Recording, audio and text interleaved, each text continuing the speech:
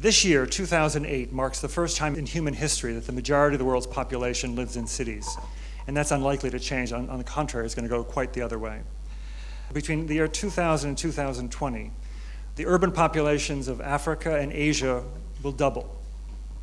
By 2030, 70%, 7 out of 10 of the world's urban populations will live in India and Africa. Of that group, 1.6 billion human beings live in what are called slums.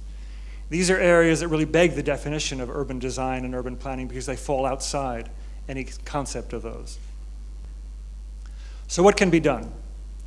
Very basic principles of eco-design are needed for what is now the eco-age.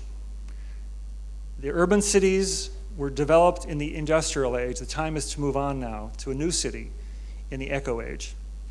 What would they look like? Those principles would combine elements of technology, bioclimatology, sociology, and economics to form self-sustaining units that relate to the larger world, but in many cases are much more human and much more manageable.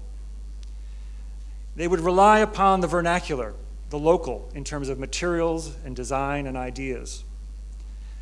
The diversity of those cities and the density would be reflected in equally dense and diverse social networks. And the design principles would be based on knowledge and evidence collected through good data collection and even better modeling. All of which would be done in an atmosphere of transparency and good governance. The final suggestion, I think, it did not come from my table, but came from one of our other tables. And I'll ask you perhaps to join me in this one, because it's something we can do today. Around the world, groups like this are meeting, probably more than half of which wearing wool jackets at times when there's no reason to wear those at all.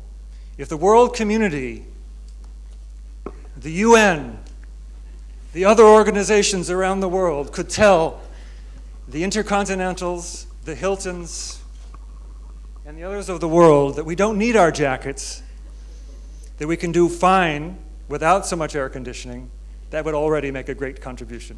Thank you.